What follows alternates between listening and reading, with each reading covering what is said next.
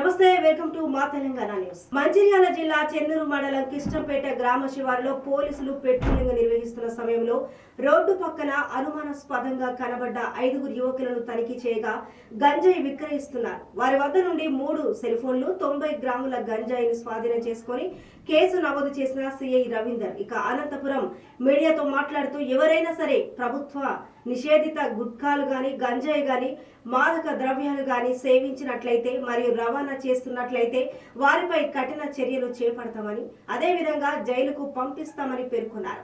అదేవిధంగా పూర్తి స్థాయిలో గంజాయి నిర్మూలన చేపడతాం, చెన్నూరును ఫ్రీ డ్రగ్ ఏరియాగా మారుస్తామని పేర్కొన్నారు. చెన్నూరు పోలీస్ స్టేషన్ పరిధిలోని కిష్టంపేటకు మేము పెట్రోలింగ్ చేసే క్రమంలో ఈరోజు ఉదయం 8 గంటలకు పెట్రోలింగ్ మా సిబ్బంది ఎస్ఐ గారు సిబ్బందితో కలిసి పెట్రోలింగ్ కిష్టంపేట శివార్లోకి వెళ్ళడం జరిగింది.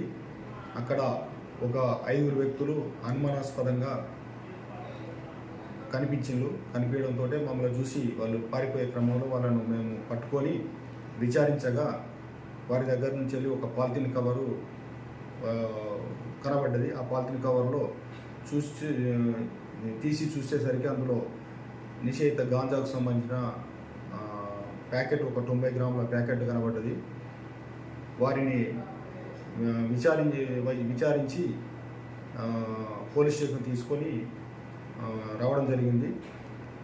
వీళ్ళు ఏంటంటే 5 ఉన్నారు. వీళ్ళు మొత్తము వాళ్ళు జనగామ రజనీకాంత్, సయ్యద్ అజ్జు, అలాగే దాసరి అరుణ్, జాడి సాయి పవన్, ఎండి తౌఫీక్ అనే వాళ్ళు. వీళ్ళు 5 చెడు వ్యసనాలకు బానిసైపోయి అలాగే గాంజాకు అలవాటు పడి వీళ్ళు మహారాష్ట్రలోని చంద్రపూర్కు అక్కడ గాంజాయి తెచ్చుకొని వచ్చేసేసి దాన్ని ఇక్కడ వాళ్ళు గాంజా తాగుతూ అలాగే మిగిలిన దాన్ని డబ్బులకు ఇక్కడ ఉండే యువకులకు కొంతమందికి వాళ్ళు అమ్మేసేసి డబ్బులు సంపాదించాలనే ఉద్దేశంతో